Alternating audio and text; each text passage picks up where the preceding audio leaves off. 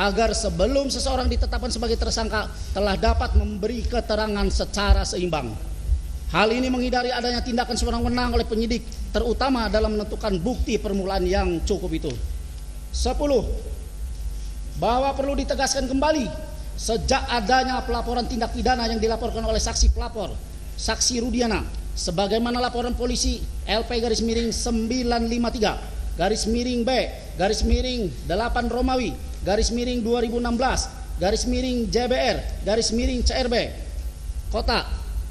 Cirebon Kota tanggal 31 Agustus 2016 atas nama pelapor Rudiana, pemohon sejak tahun 2016 hingga saat dilakukan penangkapan tidak pernah mendapatkan surat klarifikasi maupun surat pemanggilan sebagai saksi atau perkara dalam dugaan tindak pidana sebagaimana laporan polisi tersebut.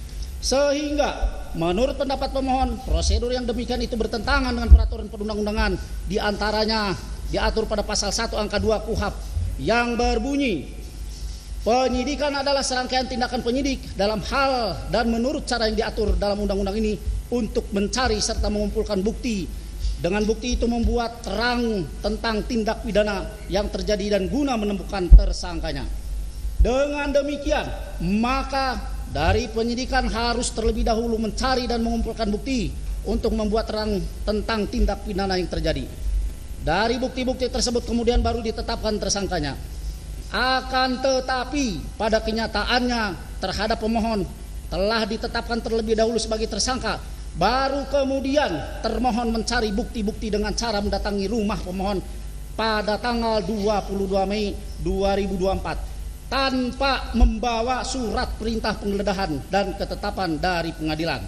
Selanjutnya termohon kemudian masuk ke dalam rumah untuk mengambil 2 lembar ijazah asli SD dan SMP atas nama Peggy Setiawan, 2 lembar fotokopi kartu keluarga nomor 3209 1404 050900, 1 lembar fotokopi biodata penduduk atas nama Ibu Kartini, 2 lembar fotokopi ijazah dan hasil ujian nasional SMP atas nama Peggy Setiawan, 1 lembar fotokopi surat keterangan pembuatan KTP atas nama Peggy Setiawan, 1 lembar surat pemberitahuan kelulusan SMP atas nama Peggy Setiawan, 4 lembar foto, 1 fotokopi KTP atas nama Luciana, 1 fotokopi kartu ujian atas nama Peggy Setiawan, 2 lembar STNK roda 2 Nopol B3408 TFP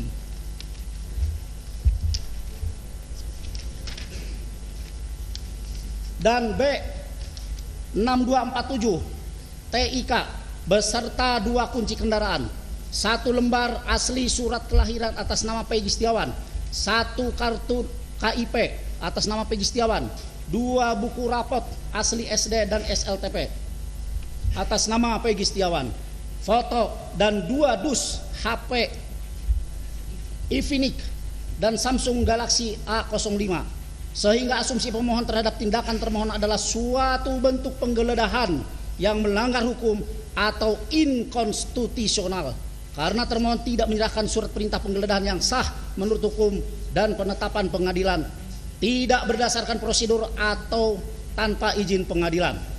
Termohon mengambil menyita ijazah, KTP, STNK, foto dan lain-lain dengan tidak jelas dasar hukum pengambilan penyitaan tersebut.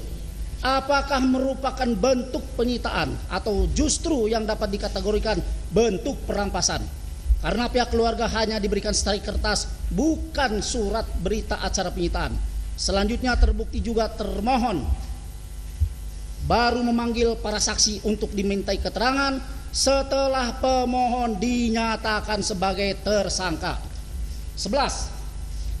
Bahwa perlu diketahui pemohon secara nyata memiliki nama Peggy Setiawan sebagaimana tertera dalam kartu identitas pemohon yang dapat dibuktikan dengan KTP, ijazah dan dokumen pribadi lainnya, bukan atau tidak dijuluki alias Perong seperti yang ditetapkan oleh termohon dalam daftar pencarian orang DPO. 12. Bahwa kemudian pemohon ditangkap di Babakan Tarogong, Kecamatan Bojongloa Kaler, Kota Bandung atau di sekitar Bandung atas dasar surat penetapan daftar pencarian orang DPO yang dimiliki termohon nomor DPO /88 9 Romawi garis miring 2016 garis miring Ditreskrimum tanggal 15 September 2016 yang memuat nama diantaranya Peggy alias Peron. Namun faktanya bila dicocokkan dengan identitas pemohon sangat tidak cocok, sehingga pemohon beranggapan bahwa tindakan penangkapan yang dilakukan termohon kepada pemohon adalah keliru dan sewenang-wenang. Hal ini melanggar hak asasi manusia, oleh karenanya juga melanggar KUHP, sehingga dapat dipastikan bahwa tindakan termohon menangkap pemohon di Bandung itu adalah salah. Dengan demikian, maka permohonan pra peradilan ini haruslah dikabulkan dan dinyatakan pemohon haruslah dilepaskan dan dipulihkan nama baiknya. 13. Bahwa sebagaimana diketahui pemohon tidak pernah dilakukan pemeriksaan dalam kapasitas pemohon sebagai saksi atau calon tersangka. Akan tetapi pemohon langsung dilakukan penangkapan dengan sebagai saksi oleh termohon. Sehingga tidak dengan seimbang pemohon dapat melakukan klarifikasi terhadap apa yang dituduhkan kepada pemohon. Pemohon hanya diperiksa untuk pertama kali oleh termohon pada saat setelah dilakukan penangkapan dan ditetapkan sebagai tersangka, yakni pada tanggal 21 Mei 2024. 14. Bahwa termohon tidak memenuhi asas praduga tak bersalah sebagaimana diatur dalam KUHP. Dengan demikian tindakan termohon tersebut dikategorikan telah melanggar ketentuan pasal 183, pasal 21, pasal 27 KUHP. Artinya cacat prosedur dalam penangkapan pemohon sebagai tersangka. Atau dapat diartikan juga bahwa termohon telah berbuat sewenang-wenang dan melanggar aturan undang-undang dalam penetapan pemohon sebagai tersangka. 15. Bahwa berdasarkan putusan Mahkamah Konstitusi nomor 21 garis miring PUU strip 12 Romawi garis miring 2014, frasa bukti permulaan yang cukup dan bukti yang cukup dalam pasal 1 angka 14, pasal 17 dan pasal 21 ayat 1 KUHP harus ditafsirkan sekurang-kurangnya 2 alat bukti sesuai pasal 184 KUHP disertai pemeriksaan calon tersangkanya.